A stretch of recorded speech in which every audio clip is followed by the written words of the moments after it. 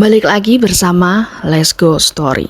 Hari ini aku akan membacakan cerita yang berjudul Rumah Dinas di Ujung Desa.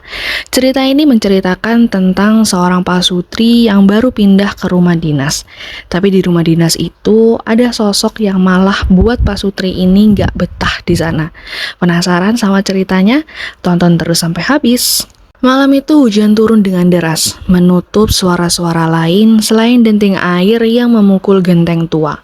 Sebuah mobil berhenti di depan rumah bercat kusam dengan halaman yang dipenuhi ilalang. Di belakang kemudi, Arif mematikan mesin sambil menarik nafas panjang. "Sayang, kita udah sampai," ucapnya kepada Aulia yang sejak tadi menahan mual di bangku penumpang.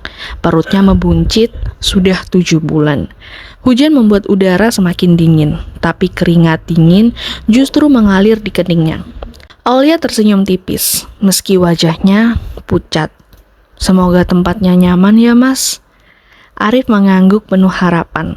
Ini adalah rumah dinas yang diberikan oleh kesatuannya. Tugas baru, lingkungan baru, dan rumah baru yang semua terlihat sebagai awal kehidupan keluarga kecil mereka. Namun, sesuatu dari rumah itu terasa aneh. Begitu pintu pagar tua itu dibuka, engselnya berderit panjang seperti suara keluhan seseorang. Rumput liar di halaman menyentuh kaki Aulia, membuatnya risih namun juga tidak nyaman. Lampu teras berkedip-kedip, seolah ragu untuk benar-benar bisa menerangi. Aulia memandang lama rumah itu. Sebelum melangkah masuk, ia merasa seperti sedang diperhatikan. Rumah itu sederhana dan cukup luas untuk ditempati 2-3 orang. Namun, rumah itu terasa lembab dan penuh debu. Arif menghabiskan 1 jam untuk memeriksa setiap sudut rumah, memastikan semuanya aman. Sementara Aulia membersihkan kamar yang akan mereka tempati. Saat mengepel lantai, tiba-tiba ia merasa ada angin dingin menyapu tengkuknya. Padahal semua jendela tertutup rapat. Bau tanah basah memenuhi ruangan. Kemudian terdengar suara lirih seperti bisikan di belakang telinganya. "Titip bayinya." Aulia spontan menjerit dan menjatuhkan kain pel yang ada di genggamannya. Mendengar jeritan istrinya, Arif segera berlari masuk. "Kamu kenapa?" Aulia gemetar hebat. "Tadi kayak ada yang berbisik." Arif mencoba menenangkan Aulia dengan mengusap pelang bahunya. "Kamu capek mungkin, istirahat dulu yuk." Aulia mengangguk, tapi pikirannya masih penuh dengan tanda tanya. Berbisik, tapi suara itu terdengar cukup jelas, terlalu dekat dan hampir nyata. Malam pertama mereka ada di rumah itu berjalan tidak tenang. Angin malam seperti menggertak jendela. Pukul 2 dini hari, Aulia terbangun dengan rasa sesak. Ia merasa seperti ada tangan yang menekan perutnya. Saat mata Aulia benar-benar terbuka, ia melihat ada bayangan siluet di ujung ranjang. Ia melihat sosok perempuan berambut acak-acakan, memakai kebaya lusuh, berdiri mematung dengan mata hitam tak berkelopak. Tangannya kurus seperti ranting, terulur ke arah Aulia, tepat ke arah perutnya. Melihat hal itu, Aulia kembali menjerit keras. Arif terbangun dengan terkejut. Melihat Aulia ketakutan dengan wajah panik, Arif langsung memeluk istrinya dengan erat. Beberapa saat, Aulia berada di dekapan suaminya. Ia melihat sosok itu sudah tidak ada. Namun, menyisakan bau anyir dan udara dingin yang menusuk ruangan. "Sudah sayang, tenang. Kamu cuma mimpi buruk." Arif terus coba menenangkan, tapi Aulia terus mengelak dan meyakini kalau sosok itu nampak nyata dan menginginkan bayi Aulia. Semalaman Aulia menangis terseduh-seduh, dan Arif mencoba terus berada di sisi Aulia sambil memegangi tangan Aulia sampai subuh. Hari-hari berikutnya, keadaan rumah semakin buruk. Piring yang ada di dapur mendadak jatuh sendiri dari raknya. Boneka kecil, hadiah dari Arif untuk calon bayi mereka, tiba-tiba berpindah tempat. Dari meja makan, ke dapur, lalu pindah ke kamar mandi. Pada suatu siang, saat Aulia sedang menjemur pakaian, ia merasakan ada sesuatu yang mengusap perutnya. Lembut tapi menyeramkan, seperti tangan dingin yang penuh hasrat. "Anak itu milikku." Bisikan itu kembali terdengar. Aulia tersungkur ke tanah sambil memegangi perutnya. Air matanya menetes tanpa ia sadari. Ia tahu makhluk itu ingin merebut anaknya. Ketika Arif pulang kerja sore itu, ia mendapati istrinya sedang duduk di lantai kamar mandi sambil memegangi perutnya. Wajah Aulia pucat dan tubuhnya lemas tak berdaya. Arif segera membantu Aulia untuk berdiri dan membawanya ke kamar. Arif menatap Aulia dengan wajah yang sedih. Beberapa hari ini, Aulia memang tampak merasa tersiksa berada di rumah dinas itu. Arif memaksa istrinya untuk menceritakan semuanya. Arif sudah tidak bisa menepis semua perasaan tidak nyaman dari istrinya. Dengan pelan dan lemas, Aulia menceritakan semua kejadian yang ia alami. Tentang wanita berkebaya, tentang bisikan yang menginginkan anaknya, serta tentang sentuhan yang tak terlihat namun terasa di perut Aulia. Mendengar cerita dari Aulia, Arif sedikit tidak terima. Walaupun Arif adalah orang yang rasional, tapi wajah Aulia tidak mungkin berbohong. Pada saat itu juga, Arif memutuskan kita harus mencari pertolongan. Seorang tetua desa bernama Mbah Wiryo akhirnya datang ke rumah mereka. Lelaki tua itu menatap halaman rumah sambil menghirup nafas panjang. "Rumah ini sudah lama kosong," katanya lirih. "Dulu ada seorang ibu yang meninggal di dalam kamar belakang. Ia keguguran dan tak pernah meninggalkan bayinya. Arwahnya masih menunggu di sana. Itu alasannya kenapa sosok itu selalu mengganggu Aulia. Ia menginginkan bayi Aulia untuk menggantikan kehilangannya."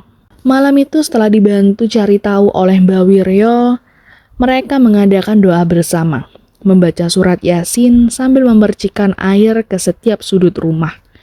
Bukannya gangguan itu mereda, malah justru semakin menjadi. Aulia terbangun untuk ke kamar mandi, tapi ia melihat ada bercak tangan hitam di perutnya. Seolah ada yang mencengkram sepanjang tidurnya.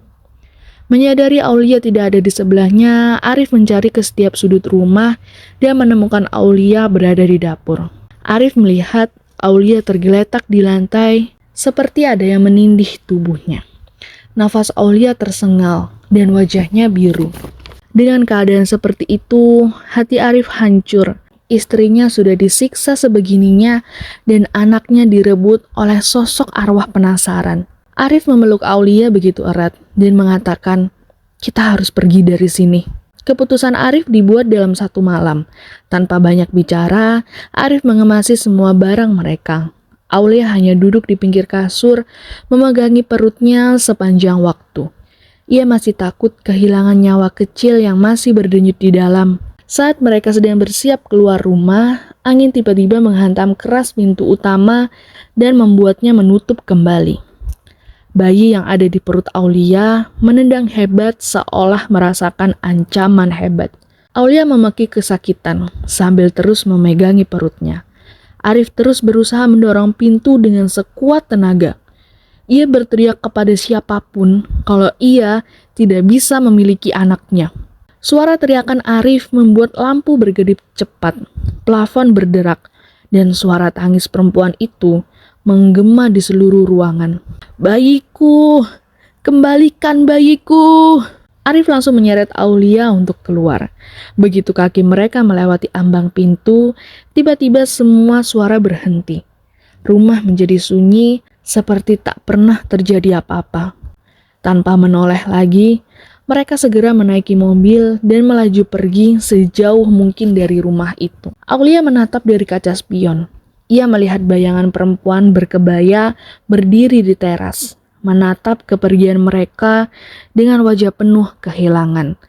Matanya gelap, namun dari ekspresinya terlihat jelas kalau ia tidak rela. Mereka akhirnya mengontrak rumah kecil di kota kecamatan. Panas, sempit, tapi jauh lebih hidup daripada rumah dinas itu. Aulia menjalani sisa masa kehamilannya dengan was-was. Ia masih terus memegangi perutnya seperti takut masih ada tangan lain yang tiba-tiba ingin merebut. Namun waktu terus berjalan dan pada suatu malam yang penuh tangisan bahagia, bayi laki-laki mereka akhirnya lahir dengan sehat. Kulit merah yang segar, suara tangis yang lantang, dan mata bening seperti embun. Arif mencium kening Aulia yang masih basah penuh keringat. Ia juga berbisik kepada istrinya. "Kamu hebat." Aulia tersenyum sambil memeluk erat bayinya. "Terima kasih sudah bertahan, Nak." Malam itu, setelah persalinan, akhirnya mereka bisa tidur dengan tenang. Tidak ada bisikan, tidak ada tangan dingin, tidak ada mata hitam yang menunggu di ujung ranjang. Meski begitu, Aulia masih memimpikan perempuan berkebaya itu. Ia melihatnya berdiri jauh di tengah kabut, memandangi bayinya dengan senyum samar yang terlihat sedih namun pasrah. Seolah ia tahu penantiannya telah berakhir. Rumah dinas itu masih kosong hingga sekarang. Rumput semakin tinggi, cat rumah semakin mengelupas. Tapi warga desa kadang mendengar suara nyanyian dari dalam. Nyanyian lembut seorang ibu untuk anak yang tak pernah sempat ia peluk. Semoga ia menemukan kedamaian meski tak bersama dengan yang ia inginkan. Ya, begitulah ceritanya. Memang kalau ibu hamil itu sangat-sangat sensitif dengan hal-hal begituan. Sekian cerita dari Let's Go Story. Kalau kalian ada ide atau gagasan utama tentang pengalaman horor kalian, bisa kirimkan ke email katanyalaras@gmail.com. Kalau kalian suka sama ceritanya, bisa kasih like dan subscribe. Kalau nggak suka, mungkin di cerita berikutnya kalian suka. Sampai ketemu besok. Dadah!